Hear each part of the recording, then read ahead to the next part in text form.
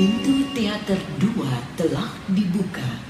Para penonton yang telah memiliki karcis dipersilakan memasuki ruangan teater.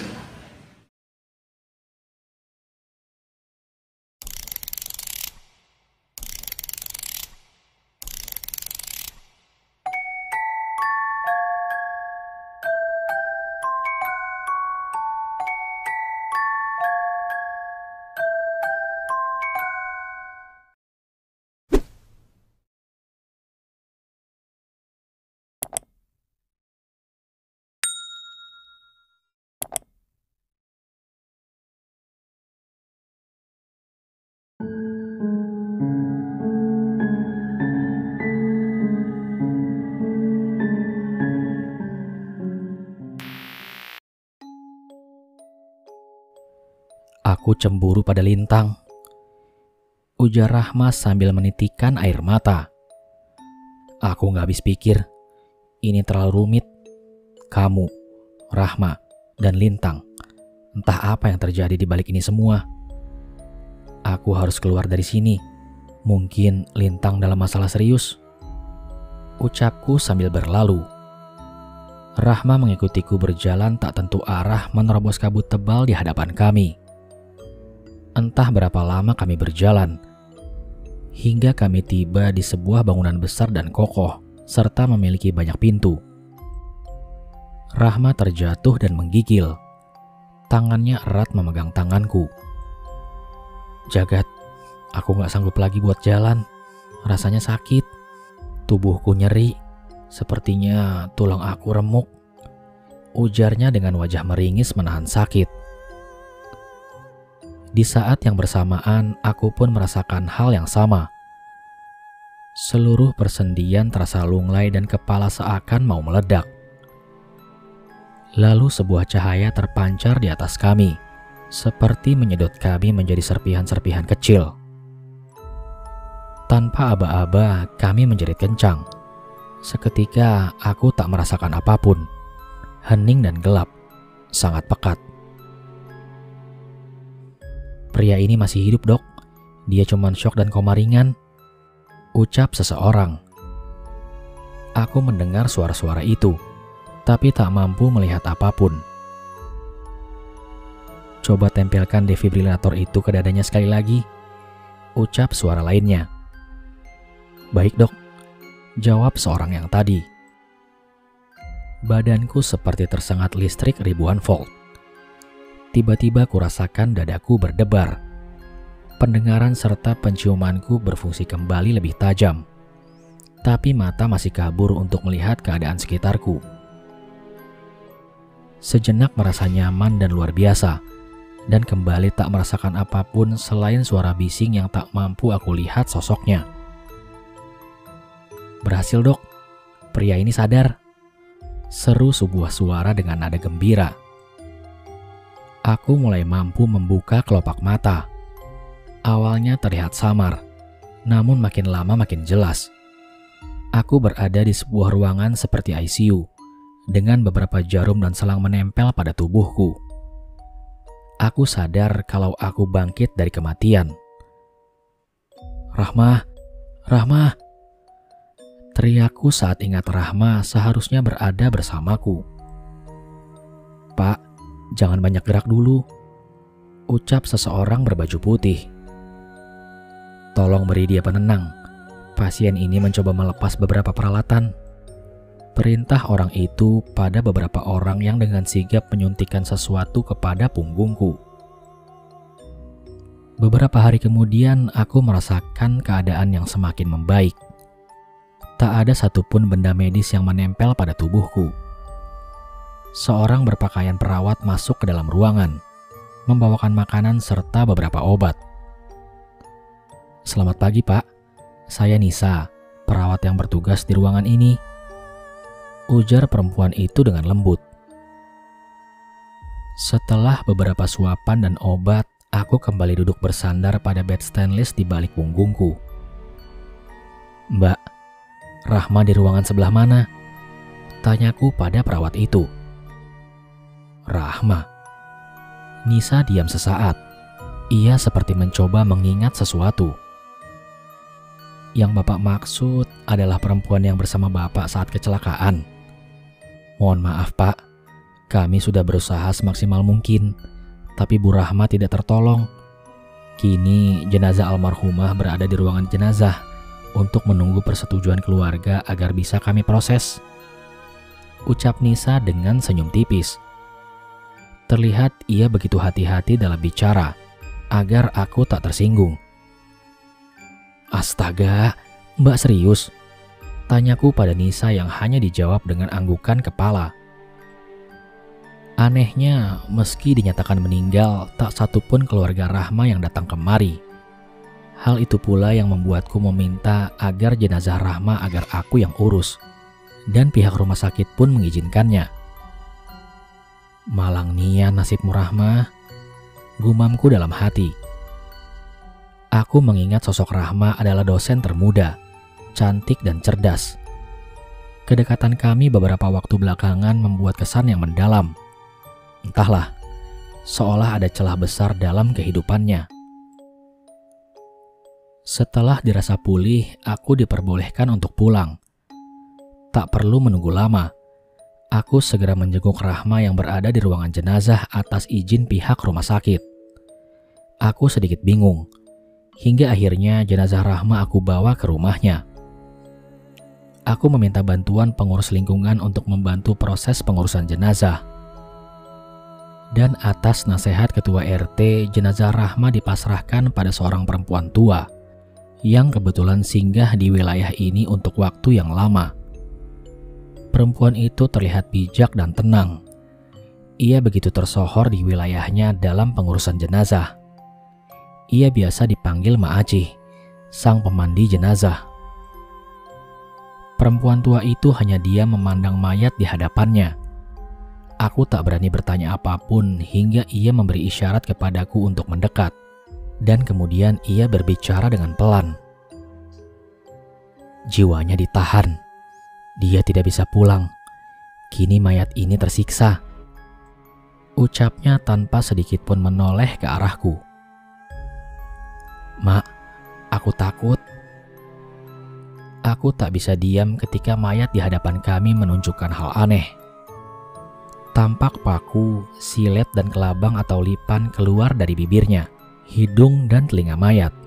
Seluruh benda itu keluar berguguran jatuh ke lantai bercampur dengan darah yang menghitam. Perlahan tangan sang mayat terlihat menggenggam erat seperti menahan sesuatu yang berat. Mak, mayat Rahma ini mengeluarkan air mata. Ujarku sembari memegang bahu Ma Acih. Aku sedang berusaha membebaskan jiwanya. Bantu aku dengan doa agar prosesi ini berjalan lancar. Ucap Ma Acih dengan ekspresi wajah yang sedikit tegang. Jagat, ayo ikut aku. Sebuah suara terdengar berucap di telingaku. Pusing dan mual. Aku merasakan sebuah energi jahat seolah mencoba merasukiku. Aku menjerit sejadi-jadinya. Di ujung kamar tempat jenazah Rahma berada, tampak seorang perempuan berwajah pucat dengan kelopak mata yang menghitam. Kurasakan begitu berat kepalaku, hingga Ma Acih meniupkan sebuah mantra ke wajahku. Perlahan energi itu melepaskan diri. Ma Acih hanya diam. Tangannya sibuk mengurut ujung jempol kakiku. Rasanya sangat sakit, seperti tertusuk besi panas. Mak, tubuhku lunglai. Ma Acih kembali tersenyum lalu keluar kamar. Dengan berpegangan pada dinding, aku mengikuti langkah Ma Acih. Kemudian perempuan itu menoleh. Makanya, baca doa sebelum memulai sesuatu, ujarnya sambil berlalu pergi. Semua peralatan untuk memandikan jenazah Rahma sudah disiapkan oleh Ma Acih. Namun perempuan sepuh itu belum juga memulai pekerjaannya. Ia masih bergeming di sudut ruangan. Tatapan matanya tampak meredup, kala bergantian menatapku dan jenazah Rahma. Hal yang justru membuatku makin bingung. Apalagi beberapa warga yang menjadi penggali kubur sudah tak sabar untuk segera memakamkan jenazah Rahma.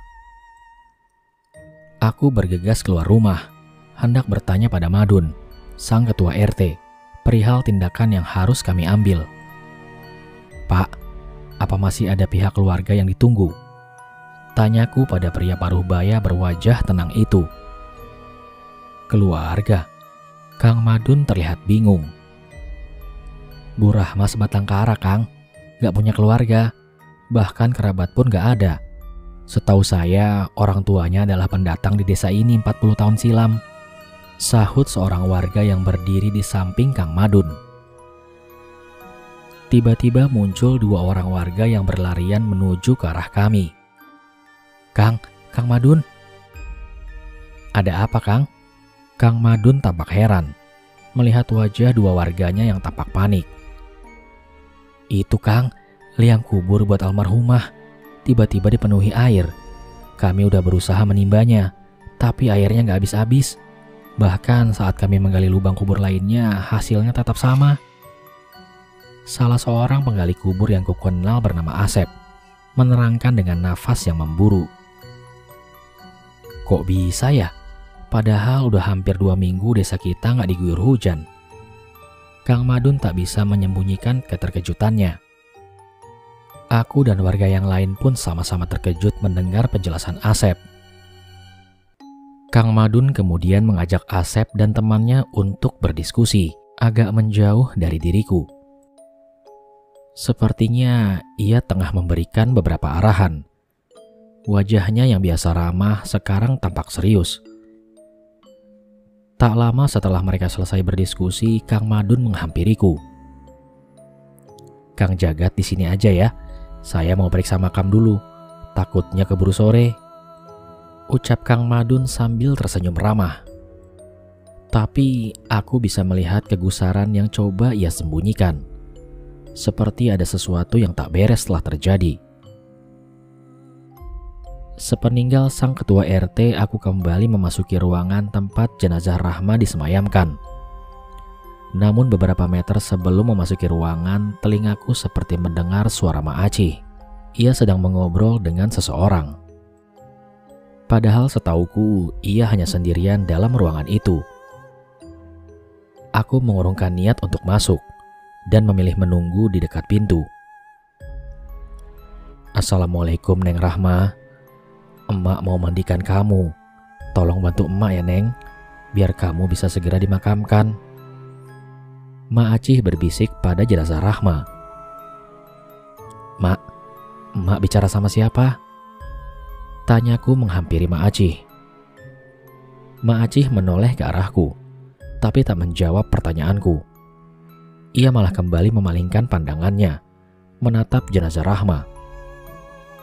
Sesekali ia membersihkan darah yang masih terus menetes dari hidung, telinga, dan mulut jenazah almarhumah. Hari mulai senja. Beberapa warga sudah membubarkan diri untuk pulang ke rumah masing-masing. Dari ujung jalan tampak Kang Madun dan beberapa warga berjalan cepat menuju ke arahku yang masih berdiri di teras rumah Rahma. Namun ternyata mereka berlalu begitu saja, melewatiku tanpa menyapaku, dan langsung menuju ruangan tempat jenazah Rahma disemayamkan. Aku yang penasaran duduk di luar ruangan hendak mencuri dengar apa yang sedang mereka bicarakan. Samar terdengar mereka seperti sedang bermusyawarah terkait penundaan pemakaman Rahma karena terkendala oleh satu dan lain hal. Merasa penasaran dan tak sabar, bergegas ku masuki ruangan itu untuk menemui mereka. "Mak, Pak RT," aku menyapa dengan sopan. Belum sempat mengajukan pertanyaan, Kang Madun yang tampak terkejut buru-buru menarikku keluar ruangan. "Kang Jagat, menurut nasihat tetua desa sebaiknya pemakaman ditunggu hingga esok hari. Kang Jagat, untuk sementara kami minta tetap berada di sini. Jangan khawatir, nanti ada beberapa warga yang ikut menemani," ujar Kang Madun dengan nada suara sedikit persuasif. Aku tak bisa menolak. Walau bingung, ku terima saja arahan dari pria berwajah ramah itu. Tak lama kemudian Kang Madun, Mak Acih, dan beberapa warga lainnya berpamitan kepadaku.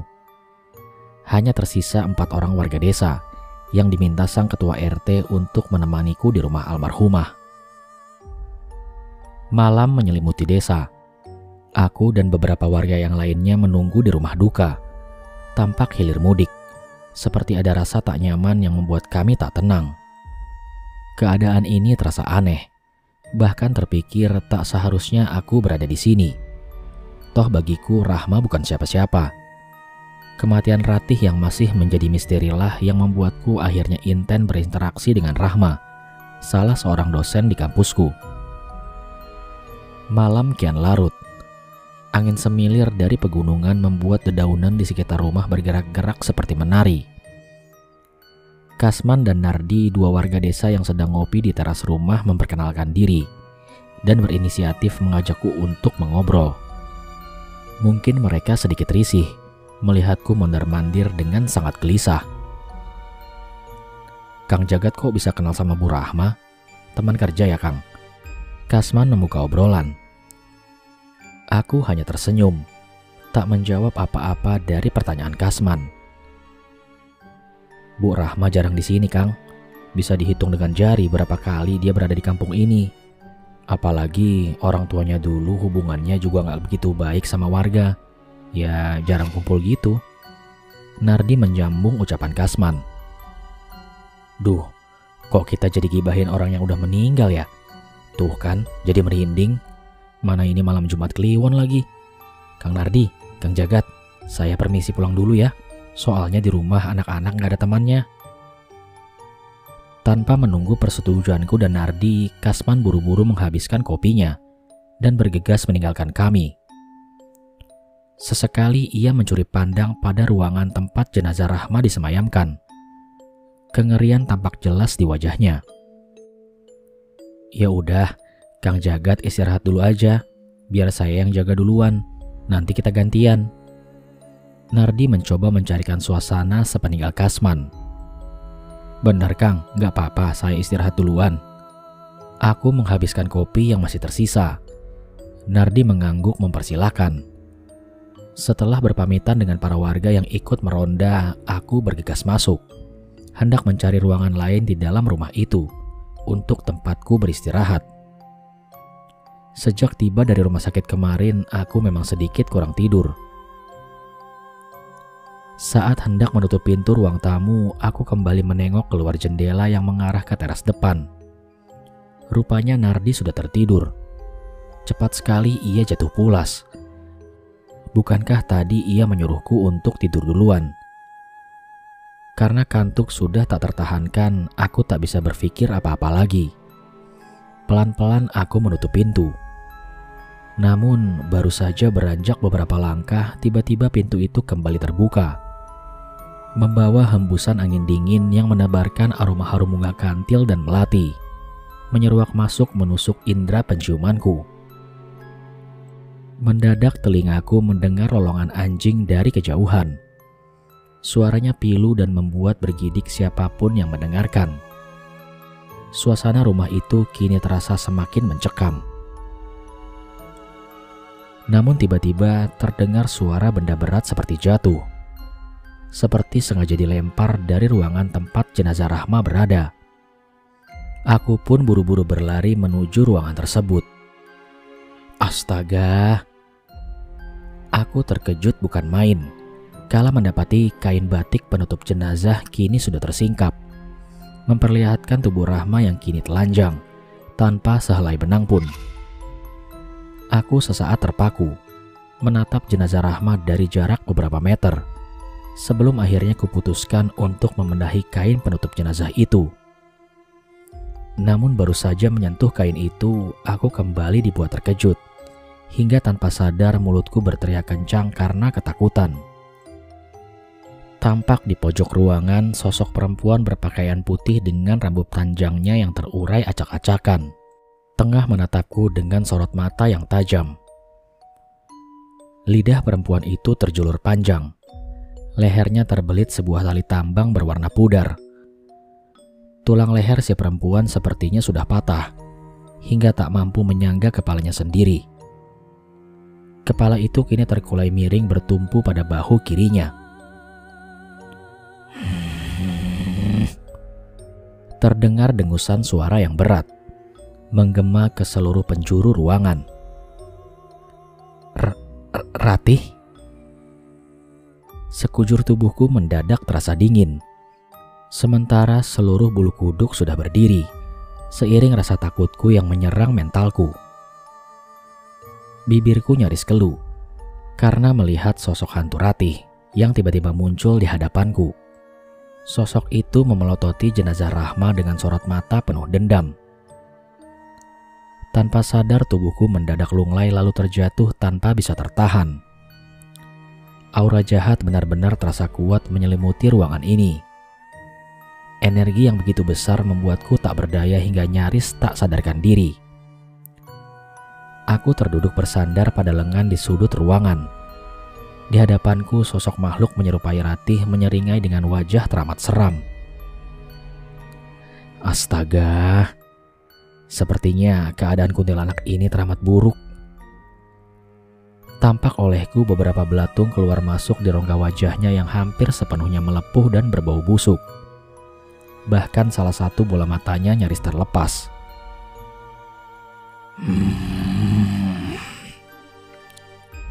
Makhluk itu mengangkat tangannya ke atas bersamaan dengan tubuhku melayang ke langit-langit kamar. Tubuhku dihempas keras ke dinding. Sepertinya beberapa tulangku terasa nyeri. Belum usai sampai di situ, makhluk itu sepertinya masih ingin bermain-main menyiksaku. Kini ia mendekat dengan berjalan melayang tanpa menyentuh tanah. Tubuhnya berputar lalu merayap bagai cicak di dinding kamar yang siap menyergap seekor nyamuk. Allahu Akbar. Spontan aku berteriak dengan sangat keras. Dan sesaat kemudian makhluk itu lenyap tanpa jejak. Kang, bangun Kang, bangun. Nardi terduduk jongkok di hadapanku. Tangannya menggoyang-goyangkan bahuku sambil berkalung sarung. Aku membuka mata, memandangi sekitar ruangan tempatku berada.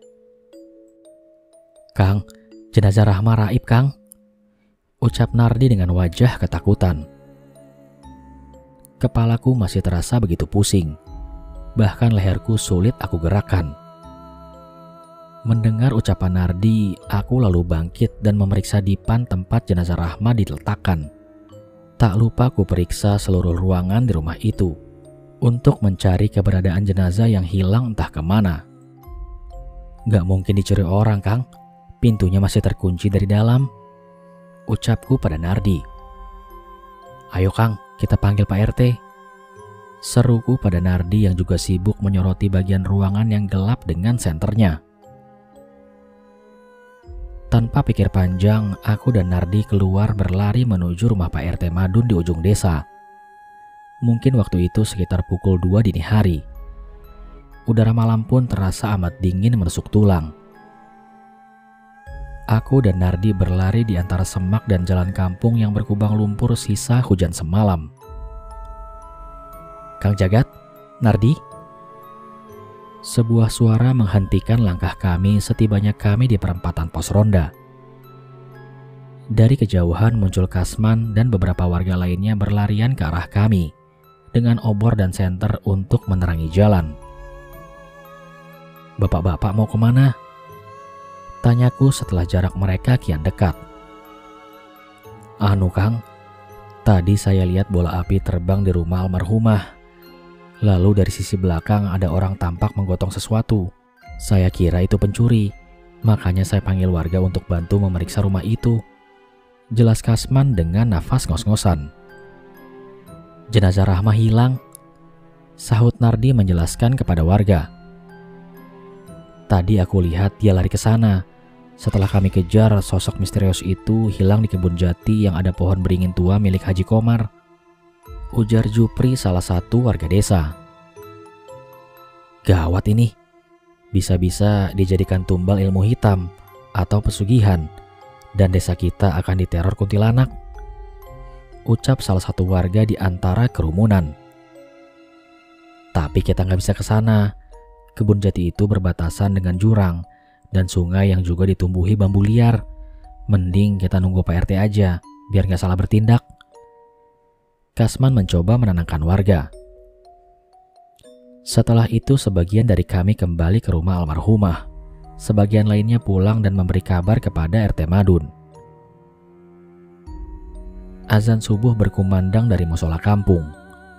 Aku dan beberapa warga lainnya masih berjaga di rumah almarhumah, menunggu pagi tiba untuk segera bermusyawarah agar misteri hilangnya jenazah Rahma bisa segera terungkap.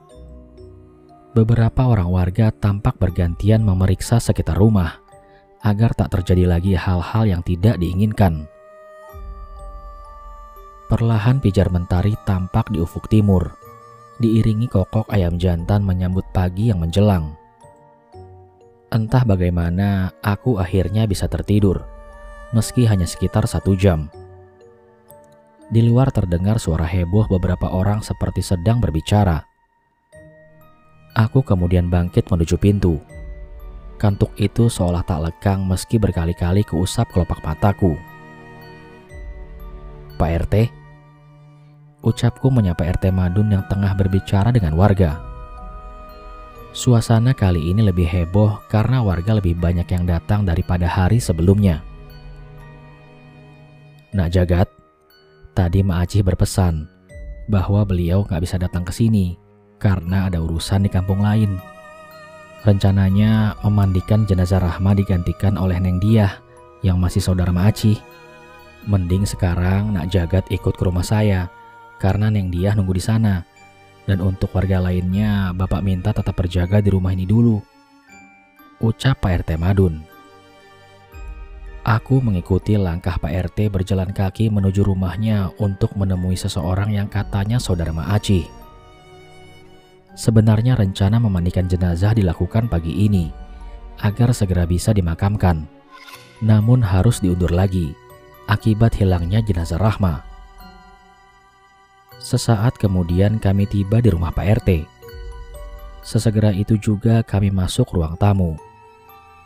Di luar halaman tampak 2 orang perempuan muda tengah berbincang dan menunggu kami. "Assalamualaikum," ucap Pak RT saat memasuki rumah. "Waalaikumsalam," jawab 2 perempuan itu dengan serentak. "Nah Jagat, perkenalkan, ini Neng..." Pak RT berhenti berbicara saat aku dan salah satu tamunya saling pandang. "Lintang?" ucapku dengan heran. "Loh, kalian saling kenal?" tanya Pak RT Madun.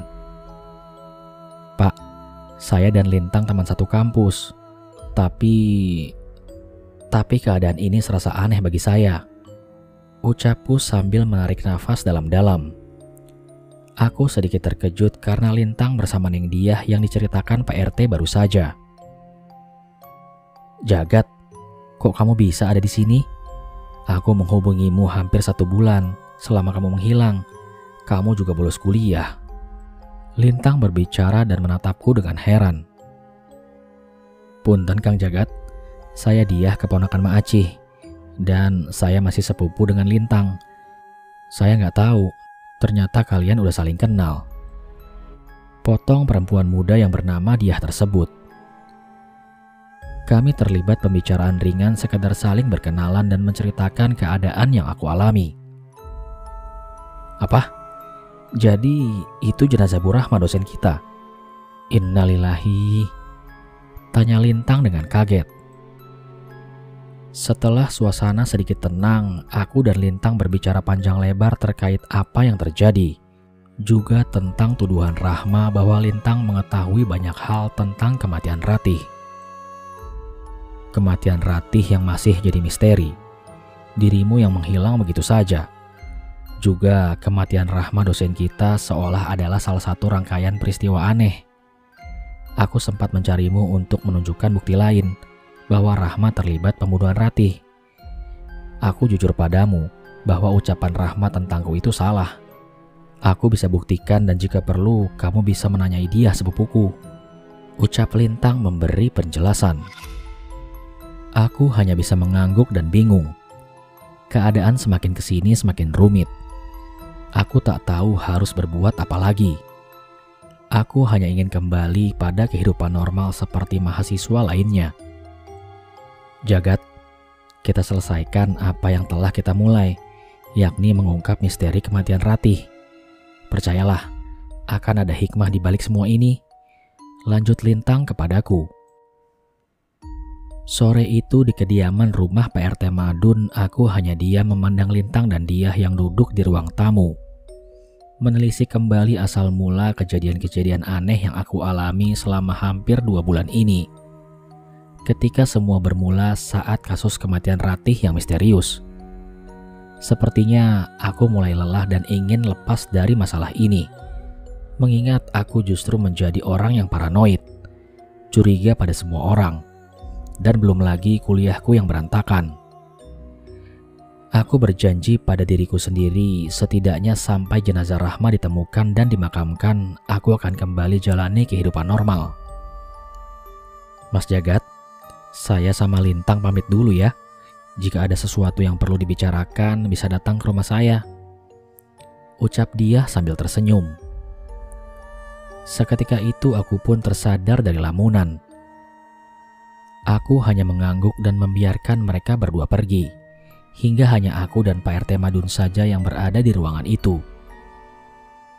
Aku meneguk segelas teh yang mulai dingin. Sepertinya lelah dan kantuk mulai menyelimutiku. Azan maghrib mulai berkumandang dari musola ujung desa. Dan aku pun segera undur diri untuk segera kembali ke rumah Rahma. Nak Jagat, nanti Nardi sama Kasman saya suruh ke sana untuk nemeni Mas Jagat. Ucap Pak RT sambil menepuk pundakku saat mulai meninggalkan ruang tamu. Aku hanya membalas dengan seulas senyum tanpa ingin berlama-lama di sana. Aku berjalan menyusuri jalan kampung yang begitu sepi. Di sini apabila malam telah tiba, tak banyak warga yang keluar rumah. Hanya lantunan suara orang mengaji yang terdengar dari balik dinding rumah-rumah warga. Suara yang menenangkan hati. Apalagi melintasi jalan sepi seorang diri seperti ini. Aku hampir tiba di rumah Rahma. Dari jalan yang aku lalui sudah kelihatan halaman rumahnya. Tapi ada sesuatu yang menahanku untuk segera mendekat. Saat aku melihat pintu dan jendela rumah ternganga dengan lebar. Padahal seingatku semua pintu dan jendela sudah aku tutup ketika aku pergi tadi. Aku mengendap perlahan untuk mencari tahu apa yang terjadi pada rumah itu. Terlihat jejak kaki tanpa alas di atas tanah becek antara jalan menuju rumah Rahma. Apa ada orang lain yang kemari ya? Gumamku dalam hati. Aku menengok kiri dan kanan untuk memastikan tak ada seorang pun di tempat itu. Setelah semuanya kurasa aman, aku segera masuk ke dalam rumah. Aku segera menutup jendela dan pintu agar angin tak masuk. Merapikan beberapa benda yang berserakan begitu saja, serta menyapu ruangan tamu agar ketika Nardi dan Kasman atau tamu lainnya kemari, rumah ini terlihat rapi. Rumah ini begitu luas. Beberapa foto ukuran besar terpajang di dindingnya. Foto Rahma dan keluarganya seolah memandangku dengan sorot mata yang tajam, seperti sedang mengawasiku. Aku mulai menyapu ruang tamu, lalu menuju ke ruangan lain seperti kamar dan dapur. Anehnya, ketika aku kembali ke ruang tamu, benda-benda yang aku rapikan sebelum berpindah ruangan seolah tampak berantakan lagi. Tiba-tiba terdengar suara orang perempuan seperti bersenandung. Sayup-sayup terdengar dari kamar mandi yang berpadu dengan gemericik air seperti sedang ada orang yang mandi di dalamnya. Padahal di rumah ini aku sedang sendirian. Tiba-tiba bulu kuduku merinding. Sesaat terasa hawa dingin tiba-tiba menyelimutiku. Sebuah energi yang begitu kuat aku rasakan bagai magnet yang menarikku untuk mendekat ke arah sumber suara. "Siapa di dalam?" tanyaku. Suara itu seketika sirna dan hanya gemericik air yang masih terdengar. "Permisi, siapa yang di dalam?" tanyaku sekali lagi. Namun tak satupun jawaban aku dapati. Akhirnya aku putuskan untuk mendobrak pintu kamar mandi dengan sekuat tenaga. Tak ada siapa-siapa di sini. Namun gayung dan riak air dalam bak mandi tampak bergoyang-goyang seperti habis digunakan. Dan juga lantai kamar mandi yang basah membuat aku semakin merinding. Aku berteriak. Di balik tubuhku serasa ada yang baru saja melintas dengan cepat menuju ruangan dapur. Keringat dingin mengucur deras. Aroma wangi kembang setaman pun tercium.